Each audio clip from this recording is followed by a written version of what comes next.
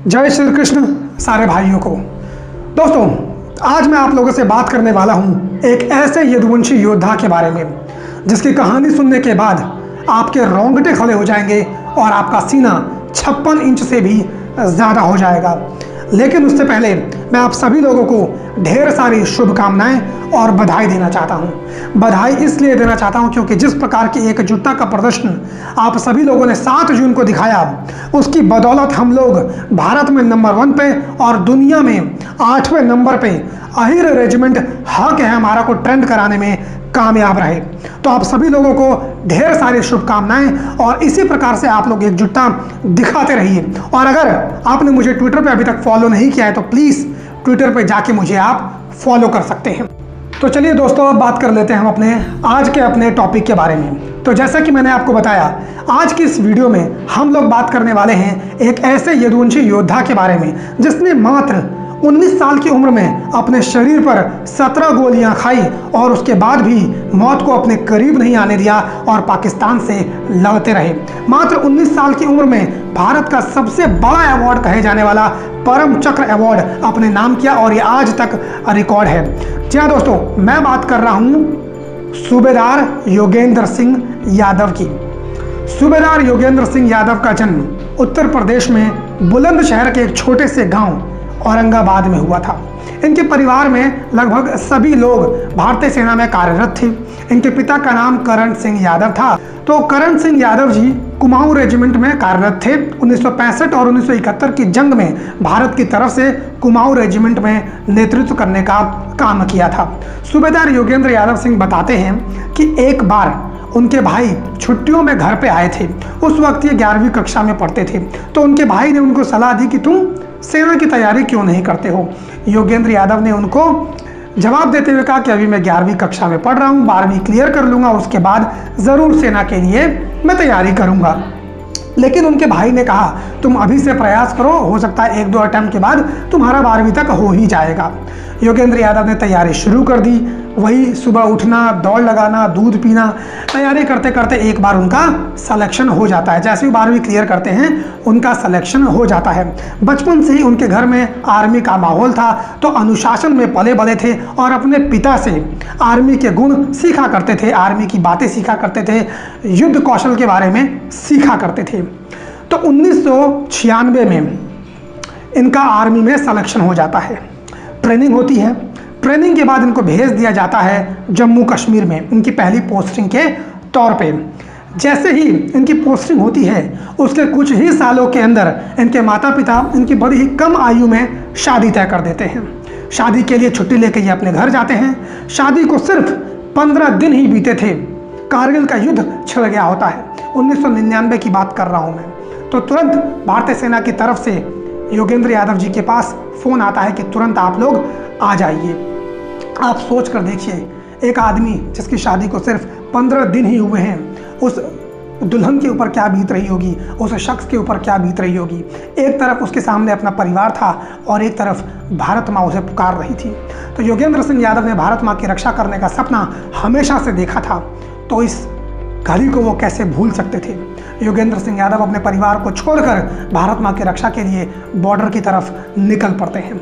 तो जैसे ही योगेंद्र यादव बॉर्डर पे पहुंचते हैं, उनको 18 ग्रेनेडियर टीम का हिस्सा बना दिया जाता है। इस टीम का काम होता है कि टाइगर हिल को पाकिस्तान के कब्जे से मुक्त कराना। पाकिस्तान ने पूरी तरीके से टाइगर हिल पर कब्जा कर रखा होता है, अपनी सारी की सारी बेस कैंप बना लिए होते हैं। तो ये एक बहुत बड़ी चुनौती थी क्योंकि टाइगर हिल 90 डिग्री के कोण पर बना हुआ था और एकदम खड़ी चढ़ाई थी। ऊपर से पूरी तरह से बर्फ से ढका हुआ था, तो उसके ऊपर कोई भी चढ़ाई करता तो फिसलने का डर लगा रहता था। और इनकी टीम का यही काम था कि उसके ऊपर चढ़ाई करना और पाकिस्तान के कब्जे से मुक्त कराना। अब भारतीय सेना के सामने काफ़ी ज़्यादा चैलेंजेस आने वाले थे। एक चैलेंज था उसके ऊपर चढ़ाई करना, दूसरा चैलेंज था कि पाकिस्तान की सेना ने पूरी तरह से टाइगर हिल को अपने कब्जे में ले लिया था और चारों तरफ से घेर रखा था।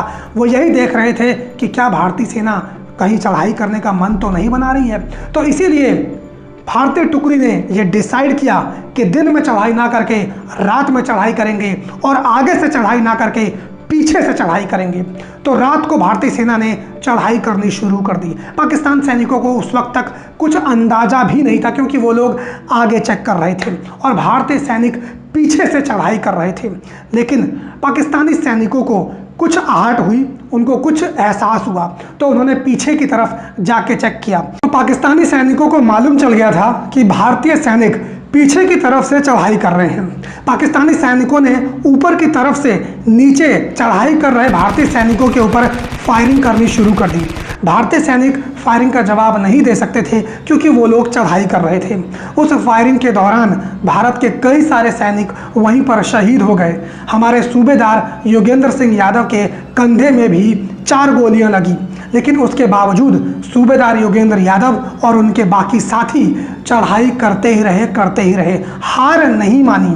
पाकिस्तानी सैनिकों को लगा कि भारतीय सैनिक मारे जा चुके हैं, क्योंकि भारतीय सैनिक उसी बर्फ में अपने आप को छिपा लिए थे और जैसे ही अंधेरा हुआ वो लोग फिर से चढ़ाई करनी शुरू कर दी।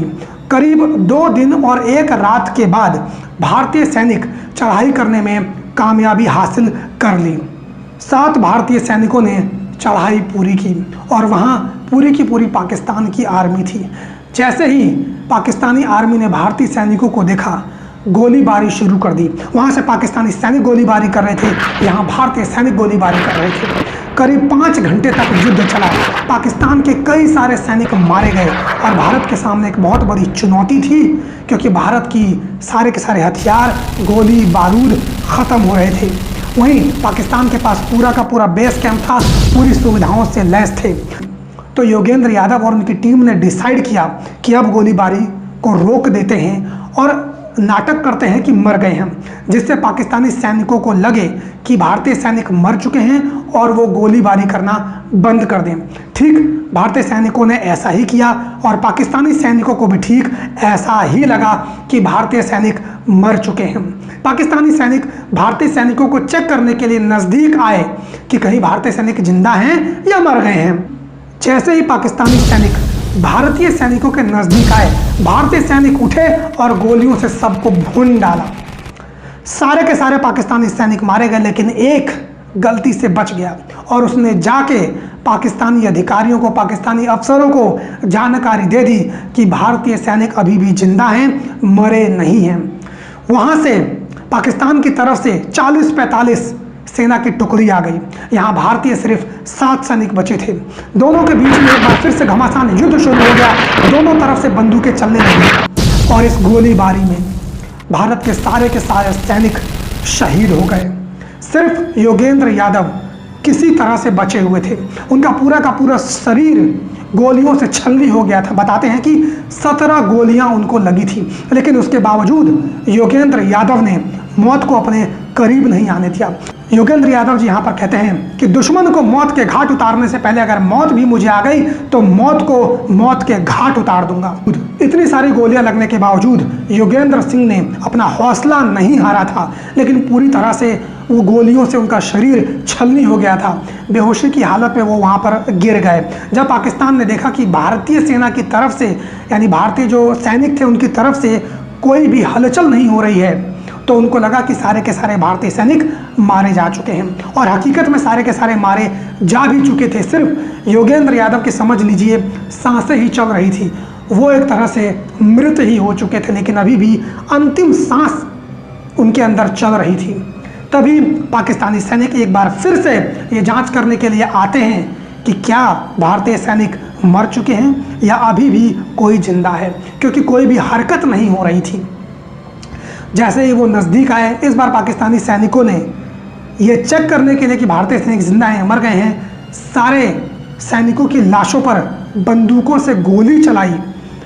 एक बंदूक की गोली किसी एक लाश पर पड़ती तो वो लाश 1 फुट तक ऊपर आ जाती, इतनी कंपन महसूस होती थी। योगेंद्र यादव जी वहीं पर लेटे हुए थे, सब कुछ देख रहे थे, लेकिन मुंह से कोई आवाज़ नहीं कर रहे थे, शरीर से कोई हलचल नहीं कर रहे थे। उनके आसपास पड़े लाशों को एक एक करके पाकिस्तानी सैनिक गोलियों से भूनते जा रहे थे। फिर आता है नंबर योगेंद्र यादव का। एक पाकिस्तानी सैनिक योगेंद्र यादव के पैरों में गोली मारता है, लेकिन उसके बावजूद योगेंद्र यादव का साहस देखिए कि गोली लगने के बावजूद योगेंद्र यादव ने उफ तक की आवाज़ नहीं की और शरीर से कोई हलचल नहीं की, क्योंकि योगेंद्र यादव जी जानते थे कि उनका जीना भारत के लिए कितना ज़रूरी है। क्योंकि योगेंद्र यादव जी पाकिस्तान की सारी रणनीति से वाकिफ हो गए थे और ये जानकारी भारतीय सैनिक तक पहुंचानी बहुत ज़्यादा ज़रूरी थी।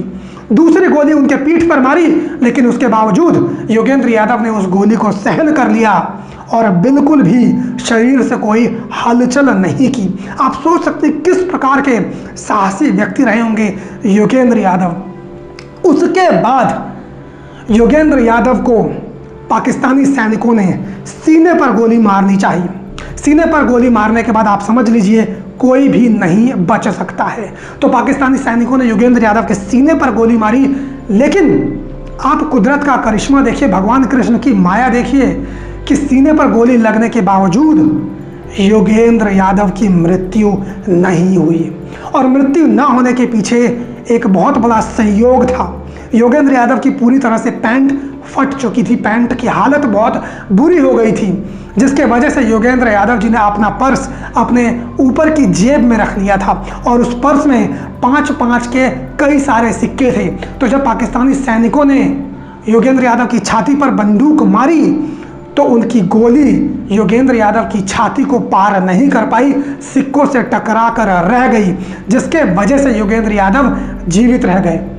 जैसे ही सीने पर गोली योगेंद्र यादव के लगी, उनको लगा कि अब तो उनकी मृत्यु हो चुकी है। वो बिल्कुल बदहवास हो गए थे, लेकिन जैसे ही पाकिस्तानी सैनिक का पैर उनके पैर से टकराया, उनको होश आया और उन्होंने मन ही मन में सोचा कि योगेंद्र अब तू नहीं मरा तो समझ ले अब तू नहीं मरेगा। तुरंत योगेंद्र यादव उठे, जय दादा किशन का नारा लगाते हुए ग्रेनेड उठाया और पाकिस्तानी सैनिकों के ऊपर फेंक दिया। पाकिस्तानी सैनिक का सर धड़ से अलग होकर गिर गया। पाकिस्तानी सैनिक सारे के सारे मारे गए। पाकिस्तानी सैनिकों के अंदर खलबली सी मच गई। उनको समझ ही नहीं आया कि ये हमला कहां से हुआ। उनको लगा कि भारतीय सेना की एक नई टुकड़ी आ गई है। योगेंद्र यादव ने यहाँ पर अपनी सूझबूझ का परिचय देते हुए बंदूक उठाई, दोनों हाथ से बंदूक उठाने की कोशिश की, लेकिन योगेंद्र यादव क्या देखते हैं, उनका एक हाथ पूरी तरह से खराब हो चुका है। योगेंद्र यादव ने देखा कि उनकी हड्डी बाहर निकली हुई है, तो योगेंद्र यादव ने अपने हाथ को पीछे रखा, अपने बेल्ट से बांधा और जय दादा किशन का नारा लगाते हुए एक हाथ से पाकिस्तानी सैनिकों को गोलियों से भून दिया। कभी उछल के यहाँ से मारते, कभी वहाँ से मारते, यह दिखाने के लिए कि भारतीय सैनिक की नई टुकड़ी आ गई है और वो चारों तरफ से पाकिस्तानी सैनिकों को मार रही है। पाकिस्तानी सैनिक पूरी तरह से हक्के बक्के रह गए। उनको समझ में नहीं आ रहा था कि भारतीय सैनिक कहां से आ गए, जिसके बाद डर के मारे पाकिस्तानी सैनिक भाग गए। अब योगेंद्र यादव के सामने सबसे बड़ी चुनौती थी भारतीय सैनिकों के कैंप में जाने की, लेकिन वो क्या देखते हैं, चारों तरफ लाशें ही लाशें पड़ी हैं। किसी का सर निकला हुआ है, किसी का भेजा निकला हुआ है, किसी की किडनी निकली हुई है, किसी का हृदय निकला हुआ है, और वो सब के सब उनके मित्र थे, जिनसे कुछ ही देर पहले वो हंस रहे थे, बोल रहे थे, बतिया रहे थे। करीब 2 घंटे तक उनकी लाशों को अपनी गोदी में रखकर योगेंद्र यादव रोते रहे, भावुक हो गए पूरी तरह से। लेकिन किसी तरह योगेंद्र यादव ने अपने आप को संभाला और पहाड़ी से नीचे उतरने की तैयारी की। लेकिन पहाड़ी से नीचे उतरना उनके लिए बहुत ज़्यादा मुश्किल था, क्योंकि उनका पूरा शरीर घायल हो चुका था। करीब 17 गोलियां उनके शरीर पर लगी थी। एक उनको नाला नजर आया, उस नाले में वो कूद गए भगवान कृष्ण का नाम लेते हुए। तभी भारतीय सैनिक की एक टुकड़ी की नज़र योगेंद्र यादव पर पड़ती है। वो लोग आते हैं और योगेंद्र यादव को अपने कंधे पर बिठा के भारतीय सेना के कैंप में लेकर जाते हैं। वहाँ जितने भी लोग योगेंद्र यादव को देखते हैं, सब के सब हक्के भक्के और अचंभित रह जाते हैं कि इतनी बुरी हालत के बावजूद कैसे कोई शख्स जीवित रह सकता है। उनकी आंखें बंद थी, आंखों के आगे पूरी तरह से अंधेरा छाया हुआ था, सिर्फ उनके कान सुन रहे थे, उनकी ज़बान बोल रही थी। उनके कर्नल ने उनसे पूछा कि बेटा क्या तुम हमें कुछ बता सकते हो। योगेंद्र यादव जी ने जवाब देते हुए कहा, जी हाँ सर, मैं आपको सब कुछ बता दूंगा, लेकिन सबसे पहले मुझे थोड़ा सा पानी पिला दीजिए। योगेंद्र यादव जी को ग्लूकोज की बोतल चढ़ाई गई, जिसके बाद उनके अंदर थोड़ी बहुत एनर्जी आई। उसके बाद योगेंद्र यादव जी ने पाकिस्तानियों का पूरा प्लान खोल के रख दिया, जिसके बाद भारतीय सैनिकों ने अगले 3 दिन के अंदर टाइगर हिल को पाकिस्तान के कब्जे से मुक्त करा दिया और कारगिल का युद्ध जीत लिया। तो ऐसे थे हमारे परमवीर चक्रधारी योगेंद्र सिंह यादव। और कुछ लोग अहीरों की वीरता और शौर्य का मजाक उड़ाते हैं, ये वीडियो उनके ऊपर एक तमाचे का काम करेगी।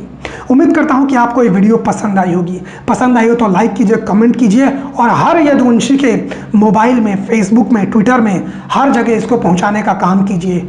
आपसे मुलाकात मैं अगले वीडियो में करूंगा। तब तक के लिए धन्यवाद।